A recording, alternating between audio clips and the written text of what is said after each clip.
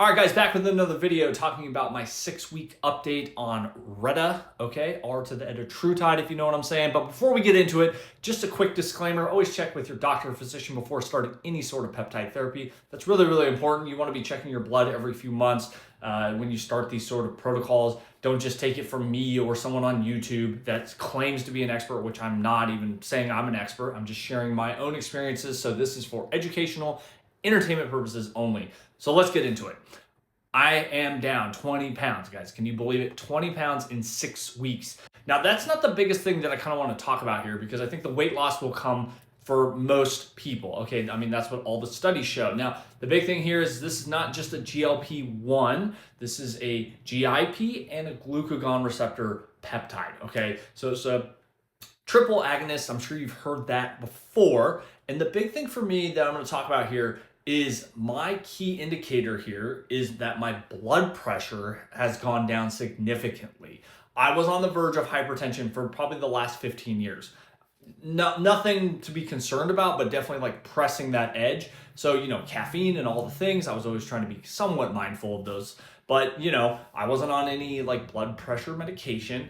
I started R to the Retatrutide, and my blood pressure is now in a normal range, and it has stayed that way the entire 6 weeks that I've been doing this. Now, I check my blood pressure every single morning, first thing in the morning, right before I go to the gym, before I take any pre-workout, all those sort of things. So really consistent there. And I think that's a really great thing for my health, wellness, longevity, which I think is kind of like where everyone is going with all these kind of peptides is longevity, right?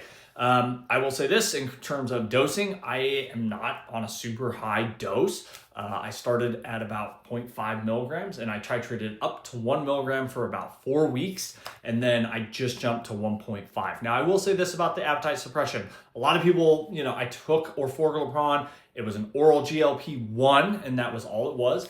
And honestly, had great appetite suppression. Like it was hard to eat, honestly. That was kind of a positive, I guess, and a negative there. But honestly, with this, I can still eat. I don't feel like it's like hard to chew food and swallow. I'm hitting my protein. I'm hitting all my macros. I'm tracking everything. I'm going to the gym. I am on a push-pull legs off, push-pull legs off kind of schedule. I am doing a little bit of some external cardio, if you will. But aside from that, my diet is down to about 1,800 calories, somewhere in there. And overall, I feel really good. My strength gains have kind of stayed consistent. I haven't really felt a low energy. I haven't had any negative side effects. But again, I'm on a very low dose. And that is my biggest recommendation to you is to find the dose that works best for you at the lowest dose possible, right? You don't want to just jump up to 9 milligrams like the studies have come out, or 12 milligrams.